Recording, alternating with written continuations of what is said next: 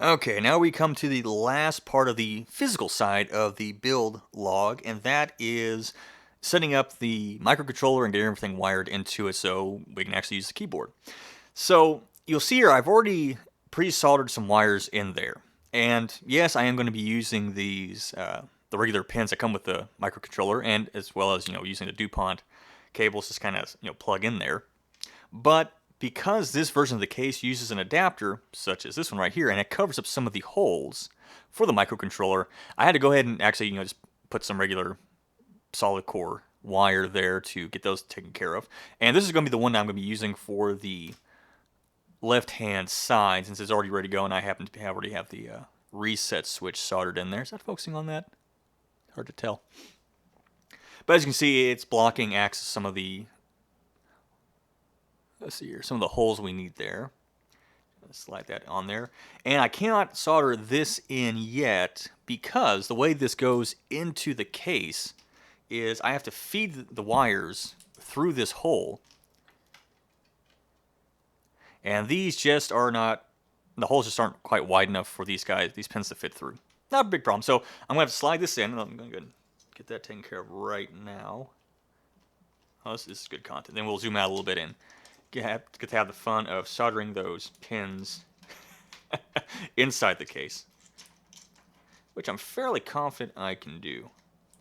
Oh, this is good stuff. Yeah, this is what everybody came here to watch. This is why you sub to Shifty's channel. This is quality content here in 4K. Oh, it's going to take so long to edit.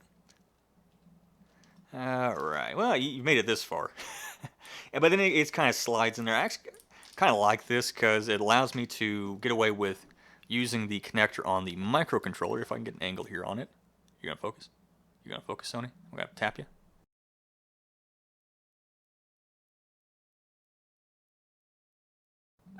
Alright, go on, focus better. But yeah, so I'm going to have to insert these in here, then solder. But let's get the camera moved into a position where it's not going to get in the way, and let's get those connected in, and let's start hooking up our stuff.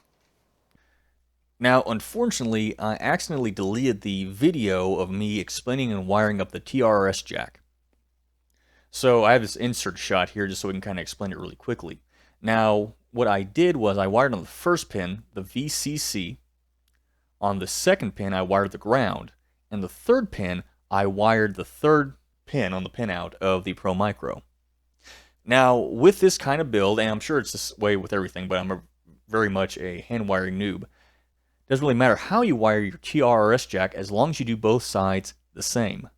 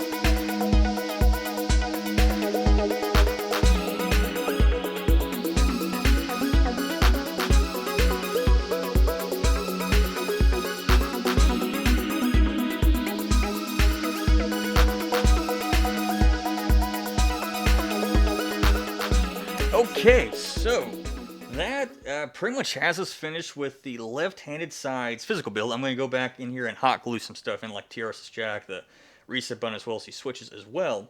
But everything seems to be working. I loaded up some firmware on here, default, and it's doing what it's supposed to be doing. And these buttons missing don't seem to be causing any issues. So let's go ahead and get this thing closed up. And then next time, we're going to be working on our firmware, which is pretty much just going to be an adaptation of my CRKBD firmware, which I happen to like quite a bit. But let's get these screws in here, and we'll flip it around, and we'll see kind of how it's doing.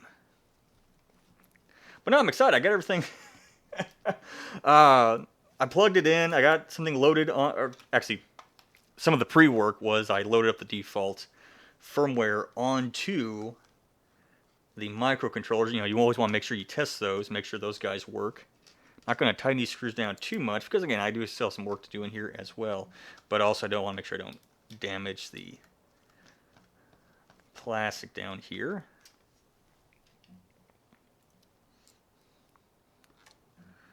But no, it's a great feeling once you actually get a keyboard together and it works. Even though you kind of know what you're doing. Of course, here I don't know what I'm doing, admittedly. But, when you know what you're doing, you're still nervous, like, oh, let's make sure it works. Let's make sure I did everything correctly. I didn't miss anything. And then, when you go into the Elite keyboard and test that thing out and it's doing what it's supposed to be doing, it's a good time. It's just really like, oh my god, and then just waste several hours for no reason. Well, they might have been wasted, but I always enjoy putting together a keyboard. Okay, so we don't have rubber feet on here yet. I'm going to add that in just a little while. Well, we're going to investigate that in just a moment, but for now, that's it. That is the left side built. Now, like I mentioned, it's just a matter of making the firmware and compiling it. Which, like I said, it's going to be a modified Korn firmware, which is the same, which is modified off of the Planck, which is modified off the Vortex core. So, I'm still going to have numbers right here. This is going to be Control-Alt. Again, I'm not using these. I'm going to fill these in with EVA foam, I've decided. I've got a bunch of that hanging around that I'm not going to do anything else with for the meantime. But yeah, so that is it for wiring up the microcontroller, the TRRS jack, the reset button. Well, I showed you the reset button more than anything else. And next video is going to be firmware. So I will see you in that video.